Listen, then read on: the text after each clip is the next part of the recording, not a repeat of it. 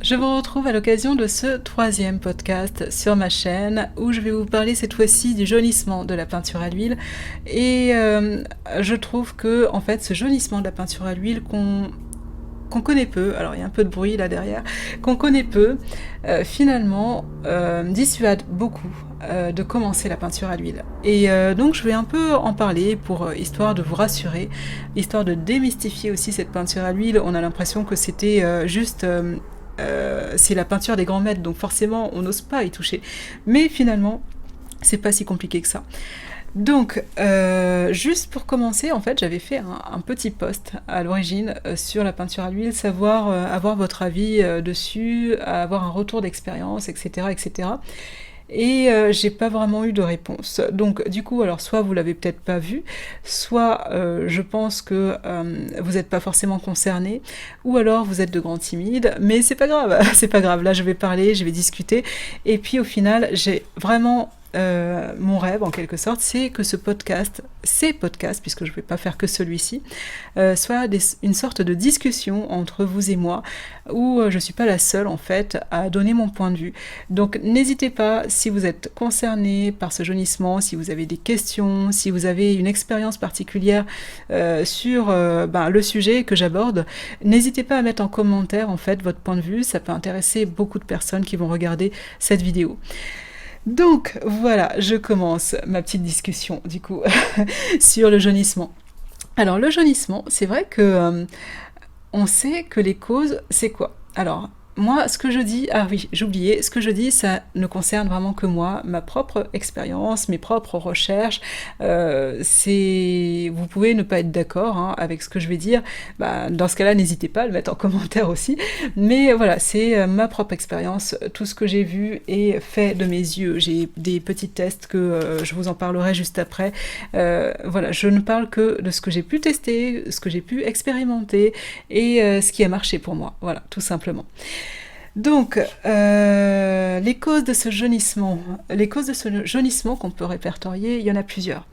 Bien entendu, le jaunissement de la peinture à l'huile, eh bien, c'est lié à l'huile. L'huile est jaune à l'origine, en fait. Il n'y a rien qu'à voir dans notre cuisine. Quand on a de l'huile, au bout d'un certain temps d'utilisation, on remarque qu'en dévissant le bouchon, eh bien, il y a des amas jaunes qui commencent à se produire. Eh bien, en fait, ces amas jaunes, c'est qui fait partie du processus naturel de cicativation, même des huiles qui sont quasiment non cicatives, comme l'huile d'olive, etc. Et bien en fait, c'est exactement la même chose qui se produit sur nos tableaux. Lorsqu'on utilise de l'huile de lin, effectivement, l'huile de lin n'est pas blanche, elle est jaune. Donc forcément, au bout d'un certain temps, ce jaunissement peut se produire. Après, l'autre chose, on sait que l'exposition joue beaucoup, donc c'est-à-dire l'exposition à la lumière du soleil ou à l'obscurité, ça va énormément influer sur le jaunissement.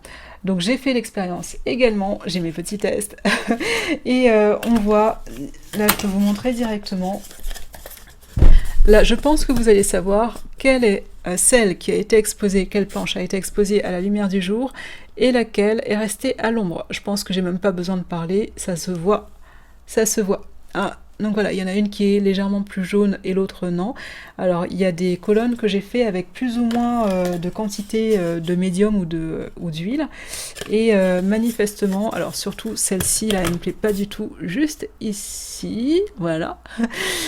Ça j'en parlerai juste après, c'est avec de l'huile de lin raffinée qu'on achète spécialement pour peindre à l'huile, spécial Beaux-Arts, voilà, et finalement ça fait jaunir énormément, ça fait orangir énormément, puisque c'est orange, c'est même plus jaune.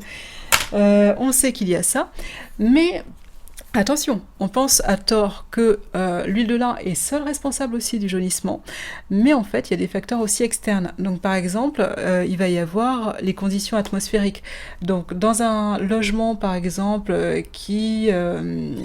où il y a beaucoup de poussière, et la poussière c'est naturel, c'est normal, ou alors on va pas beaucoup dépoussiérer ces tableaux, donc petit à petit il va y avoir une accumulation de poussière qui va donner cette impression de tableau un peu jaune, et c'est pas forcément qu'il a jauni, mais c'est que les amas petit à petit qui se collent sur le tableau donnent cette impression. Donc il y a ça, il y a aussi comment dirais-je, par exemple quelqu'un qui va fumer, qui est un fumeur qui va fumer dans son logement, bah, on voit le résultat que ça fait sur des murs blancs, hein, donc c'est exactement pareil sur les tableaux. Ça va créer des petits dépôts en fait sur le tableau, un peu jaunes, etc. Donc pareil pour ceux qui ont l'habitude de mettre peut-être des encens, etc. Donc tout dépend des conditions aussi atmosphériques d'exposition d'une peinture. Donc il y a ça. Il va y avoir aussi le médium qu'on va utiliser. Donc bien entendu, les médiums, moi je suis vraiment très prudente. Il y a ceux qu'on vous propose dans le commerce, qui ont été testés, mais c'est pas parce qu'ils sont de qualité Beaux-Arts qu'il faut pas faire attention encore une fois. Donc moi personnellement, les médiums, moins je les utilise et mieux je me porte. Donc c'est pas le médium qui fait la peinture. Pour moi, la seule chose dont on a besoin pour peindre, c'est ses tubes de peinture et son pinceau. Et le médium est un outil qui se rajoute, qui permet d'obtenir la texture désirée. Mais la texture ne doit pas faire une nouvelle peinture, en fait. Le médium ne doit pas faire une nouvelle peinture. Elle doit juste aider à poser, en fait, de façon assez fluide, assez souple sur le tableau. Donc moi, en général, j'en mets très très peu, une pointe, voire pas du tout si j'ai pas besoin d'en mettre. Donc si on utilise trop de médium, forcément, il y a un risque de jaunissement. Si on utilise, lorsque l'on fait par exemple ses propres peintures, lorsque l'on broie des pigments, si l'on utilise trop d'huile, par exemple pour broyer les pigments, bien entendu, il y a un risque de déséquilibre entre le pigment et le liant, et finalement, le liant va se voir plus, ou va commencer à dominer la couleur des pigments. Donc il y a plein de petites choses comme ça. Une fois qu'on les a en tout cas... Ah, et l'autre chose aussi, c'est l'utilisation des couleurs claires. Donc forcément, quand on utilise une couleur claire, on sait que la couleur claire... dès qu'il y a quelque chose, ça va se voir. Hein. Donc, dans le blanc, par exemple, vous mettez un blanc, votre pinceau était sale, et bien vous contaminez tout de suite le blanc de titane. Donc voilà, ça vous le savez. Donc les couleurs claires, en fait, sont beaucoup plus sujettes au jaunissement que les couleurs qui sont plus foncées. Donc moi, du coup, qu'est-ce que je fais ? Les couleurs claires, eh bien, je les broie avec... je les broie pas, déjà. Soit je les broie avec de l'huile de type Cartam, œillette, j'éviterai quand même. Soit, ce que je vais faire, c'est que, eh bien, je vais pas utiliser de médium à l'intérieur de ces couleurs claires pour les dernières couches de peinture que je vais poser sur mon tableau. Donc, pour pas que ça affecte... ces réaux, de toute façon en général les couleurs claires c'est souvent pour des réaux, donc en général on les utilise quasiment par empattement assez souvent. Donc après ça dépend effectivement des habitudes de peinture de chacun, mais en tout cas me concernant, bon voilà, j'ai pas forcément besoin d'utiliser trop de médium. En fait ça c'est quand je réfléchis trop vite et que ma bouche ne suit plus. Voilà, ça commence à se mélanger et voilà.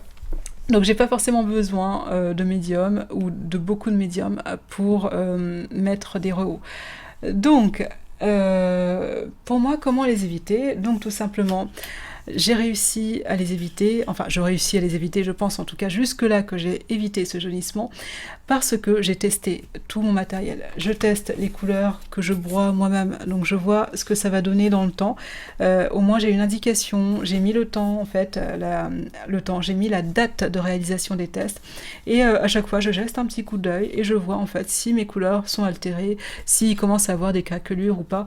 Donc je vois comment ça réagit, si c'est plus ou moins brillant ou si c'est plus ou moins mat, etc. Donc je sais que si c'est mat en général, eh bien c'est que c'est quelque chose, c'est un pigment qui absorbe énormément l'huile, donc forcément le jaunissement ne se verra certainement pas dedans. Et à l'inverse, si les couleurs sont brillantes, c'est que l'huile est encore bien apparente. Donc il y a plus de risque en fait de jaunissement pour ce pigment. En l'occurrence, sur les couleurs que j'ai testées, eh bien je les ai broyées avec de l'huile de lin raffinée, celle-ci. Elles se maintiennent, mis à part le blanc de titane. Et mes tests, donc là j'ai montré les 2 petites planches, voilà, que j'ai réalisées, et ça je les conserve, ça va me suivre tout au long des années. Et si un jour je dois changer de médium, eh bien je ferai exactement la même chose. J'ai plus de place en fait, j'utiliserai une autre planche certainement, ou je collerai celle-ci sur une grande planche, et puis voilà, certainement. Donc pour moi c'est ça.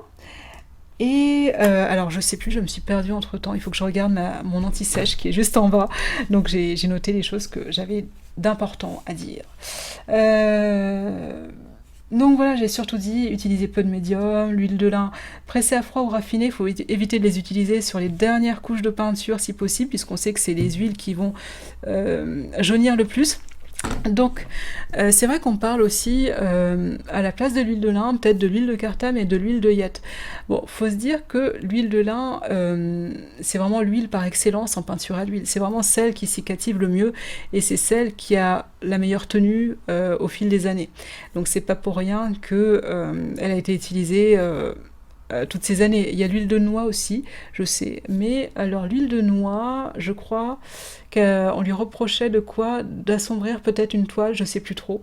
Mais je crois que ça jaunit moins, mais il me semble que ça assombrit un peu les couleurs. Je suis pas sûre, hein. Ça, c'est vraiment à prendre avec des petites pincettes et à vérifier par soi-même. L'huile de cartame, c'est peut-être une solution qui est quand même plus économique que l'huile de lin, certainement.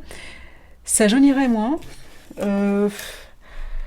L'huile de cartame, alors par exemple, blanc de titane, ça jaunirait moins, ce qu'ils disent. Euh,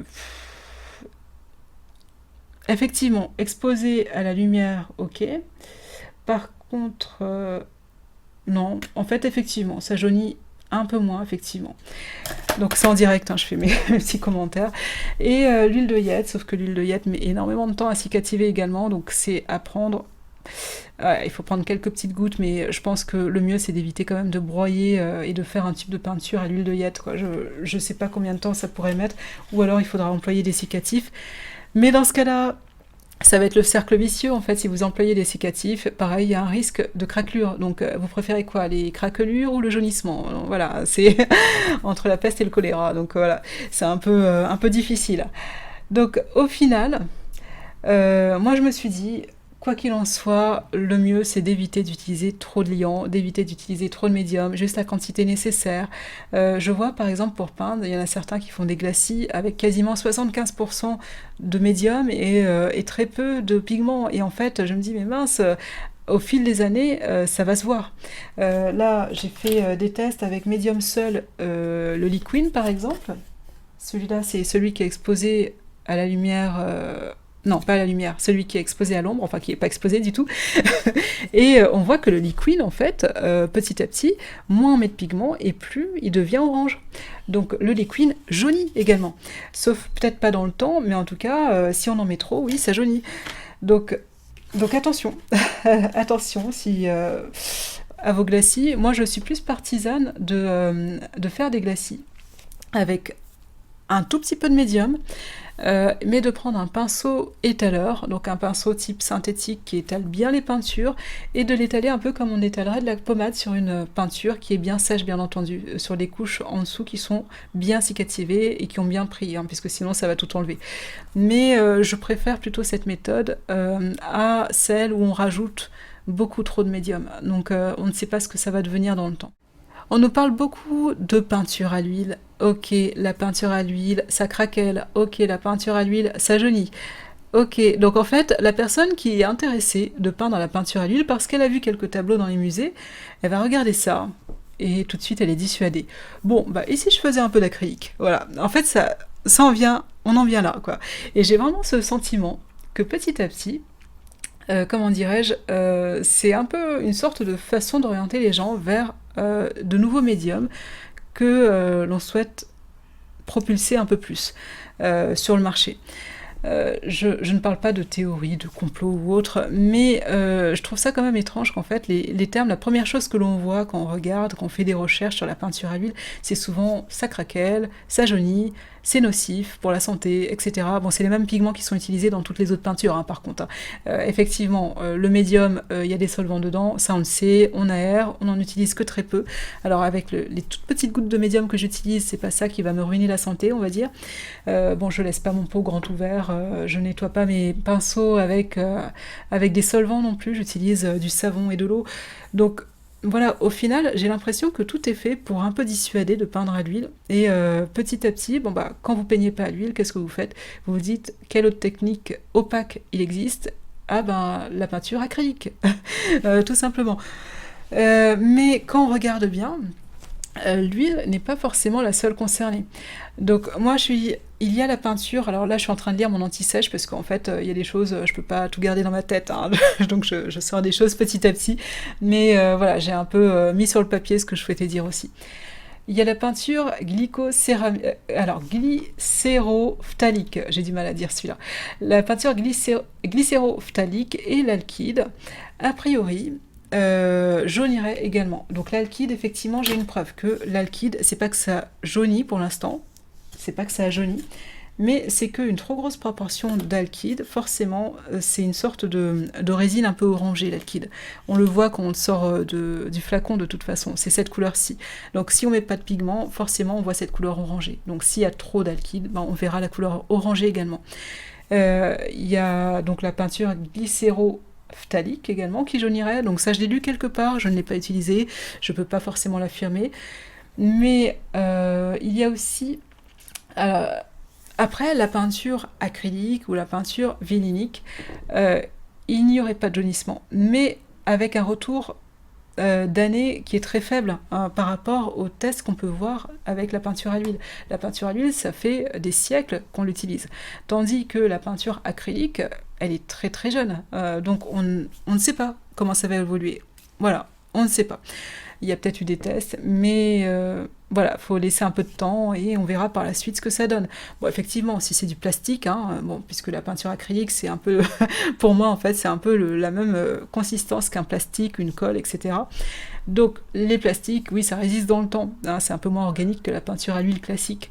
Sauf que bah, le plastique, je suis désolée de vous dire, mais au bout de certaines années, ça jaunit aussi. Donc bon, je dis pas que la peinture acrylique va jaunir, hein, je ne vais pas m'avancer, mais quand je regarde dans mon environnement des plastiques qui ont duré un peu, hein, enfin, de 10 ans, etc., bon, ça commence à jaunir en fait, la couleur n'est plus la même qu'avant.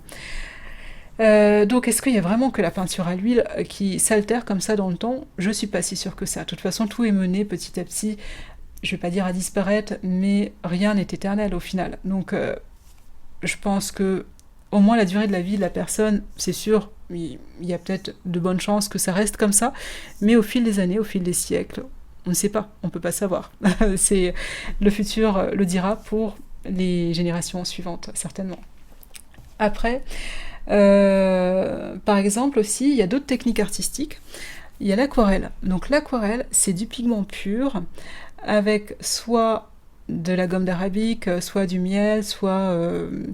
bah, en fait, c'est ça, gomme d'arabique en général. Il y en a qui utilisent du miel.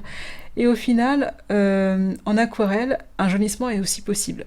Non pas lié au médium utilisé, mais principalement lié au papier. Et l'aquarelle est une technique qui est beaucoup plus sensible que la peinture à l'huile. Donc le papier est beaucoup moins résistant qu'une toile. Donc au final, le papier, s'il a été un peu acidifié, s'il y a eu un déséquilibre dans son pH, eh bien il va jaunir. Et pareil, vous aurez une aquarelle jaune. Et cette fois-ci, ce sera irréversible, contrairement à la peinture à l'huile, qu'une fois qu'elle est jaunie, il y a un processus en fait qui s'enclenche hein, quand on réexpose sa peinture au soleil, et bien petit à petit ça revient à la normale. Donc ça c'est quand même pas mal de se dire avec la peinture à l'huile en fait, même si ça jaunit, c'est bon, il n'y a pas de souci, c'est pas grave, on réexpose sa peinture au soleil et puis ça revient, les couleurs reviennent.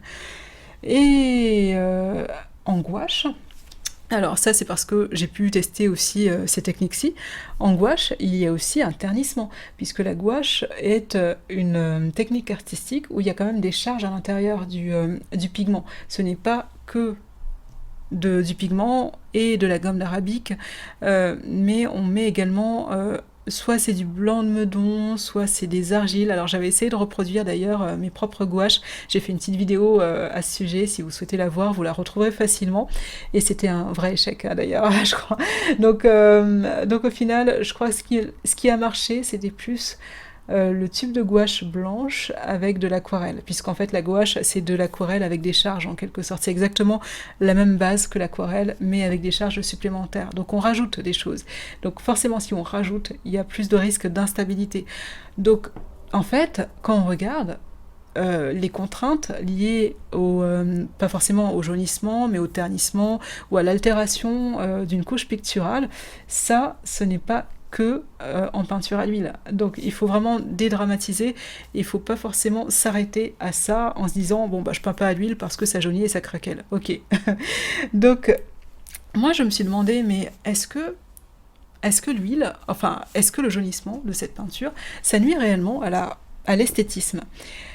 Quand on regarde, quand on va dans un musée, je ne sais pas combien ont constaté le jaunissement d'une peinture. Moi personnellement, j'ai pas ce souvenir-là, c'est pas quelque chose qui m'a marqué en fait. C'est pas quelque chose où je me mets devant le tableau et je me dis oh, qu'est-ce qu'il est jaune ce tableau. Non, mais voilà, en fait, je pense que il y a vraiment une exagération aussi quelque part, puisque le jaunissement, certes, il se produit, mais mis à part ça, c'est vraiment une grosse erreur. Ça, c'est un broyage avec de l'huile de lin raffinée, et je crois que j'ai expliqué pourquoi l'huile de lin raffinée, il vaut mieux éviter de l'utiliser. Je ne l'utilise plus. C'est que en fait, pour le faire et pour réduire le pH, pour faire un pH neutre, il rajoute des choses à l'intérieur. Donc c'est tout simplement une charge à l'intérieur qui certainement réagit à la lumière soit du soleil, soit à la peinture, je sais pas. Donc, mais moi personnellement, j'ai regardé des tableaux. Rosa Bonheur, elle a été mise à l'honneur sur Google, je suis vraiment contente. C'est vraiment une artiste du 19e siècle, l'une des seules femmes artistes peintres qui a réussi à percer dans le monde des beaux-arts et qui est exposée au musée d'Orsay. Et c'est une femme artiste peintre qui m'a vraiment inspirée en fait. Pas forcément dans ce qu'elle fait. Elle fait des peintures très réalistes, naturalistes, je crois bien qu'on dit. Oui, naturalistes. Surtout des scènes avec des animaux, mais c'est vraiment, surtout pour son époque, en fait, c'est impressionnant. C'est très très réaliste. Les couleurs, les personnages, etc. Les animaux, c'est énorme quoi. Et c'est vraiment, j'ai admiré ce tableau. J'ai regardé le nom de cette personne et enfin, je trouvais le nom d'une femme en bas d'un tableau, dans un musée de renom. Et ça m'a fait quelque chose. Je ne sais pas si ça a contribué à petit à petit m'amener encore plus vers ma vocation d'artiste actuelle, parce que je sais que ce musée, j'adorais ce musée d'Orsay, je l'adore toujours d'ailleurs, mais j'y suis allée enfant, quoi. Enfant, je visitais déjà le musée d'Orsay, et voilà, j'ai admiré, et enfin, je sais pas, il y a quelque chose peut-être qui s'est produit en moi, je me suis dit, il y a des femmes qui réussissent. Et à son époque, c'était vraiment très dur. Donc c'est vrai qu'à l'Académie des Beaux-Arts, il y avait une sorte d'élite, entre guillemets, qui faisait qu'on n'acceptait pas tout le monde.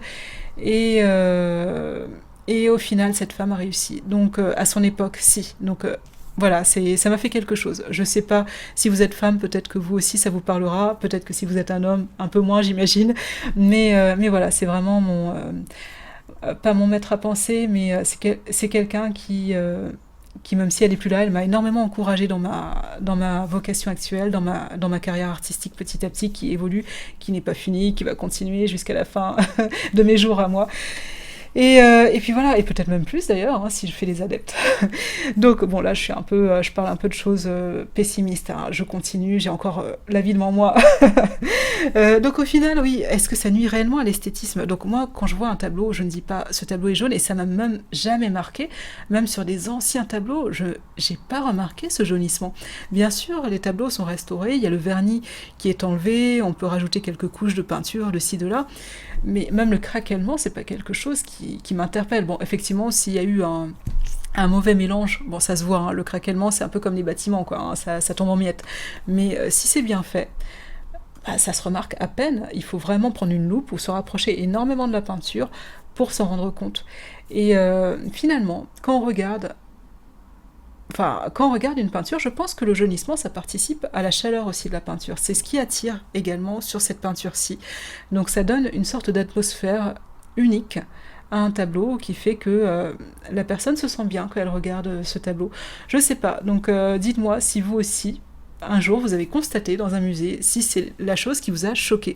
Enfin, moi je pense pas, puisque sinon les gens ne verraient plus les tableaux, n'iraient plus voir dans les musées, ils seraient tellement déçus de voir des choses, en fait, des vieilleries en quelque sorte. Donc oui, j'ai vraiment l'impression qu'on en fait un peu des tonnes pour quelque chose qui est vraiment soit ponctuel, soit quelque chose qui se voit à peine et qui participe de toute façon à l'ambiance, à l'atmosphère. Enfin, pour moi, hein, ça participe à l'unicité du tableau, en fait, le fait qu'il y ait une légère couleur chaleureuse à l'intérieur. C'est pas, quand on dit jaunissement, c'est pas que ça va devenir jaune comme mon rideau juste derrière, quoi. C'est jaunissement, c'est vraiment un peu comme un glacis, je dirais, un glacis transparent jaune. Voilà, tout simplement. Qui se remarque à peine et qui donne une certaine atmosphère unique à un tableau, tout simplement. Et, euh, et donc au final, en fait, ça ne nuit pas du tout à l'esthétisme d'un tableau, pour moi, s'il y a vraiment jaunissement, s'il se constate réellement. Et je pense que c'est pas du tout le cas. Au final, quand on choisit la peinture à l'huile, c'est que on a admiré maintes et maintes fois des tableaux de grands maîtres en général et qui nous ont inspirés et qui nous ont donné envie de prendre les pinceaux. Donc moi personnellement, c'est vraiment ça. Et quand j'ai décidé de peindre à l'huile, eh bien j'ai décidé d'accepter et d'épouser toutes les caractéristiques de cette peinture. Certes, la peinture à l'huile peut craqueler dans le temps, certes, elle va pouvoir jaunir également dans le temps, et je dirais même pas jaunir, mais se réchauffer, puisque voilà, c'est un peu comme un petit voile, un petit glacis. L'huile va peut-être légèrement réchauffer le tableau dans le temps. Mais en même temps, il faut voir que on peint quand même avec de la matière organique. On peint avec de la roche et de l'huile. C'est incroyable, non? Enfin, c'est de la matière organique quand même. Donc en fait, en même titre que toute autre matière organique, eh bien, petit à petit, ça se bonifie dans le temps. Ça va changer, ça va pas rester éternel, ça va évoluer avec le temps. Et c'est quand même là qu'est la poésie, je trouve, de la peinture à l'huile aussi. Donc, pour moi, la peinture à l'huile, quand on décide de peindre à l'huile, c'est qu'on accepte tout ça. Et que les craquelures éventuelles qui peuvent se produire et le jaunissement éventuel qui peut arriver, eh bien, ça fait partie du charme et de l'authenticité de cette peinture. Voilà, je pense que j'ai tout dit de ce qu'il fallait dire. J'avais énormément de choses dans ma tête à dire, j'ai dû condenser pour éviter de faire un podcast trop long.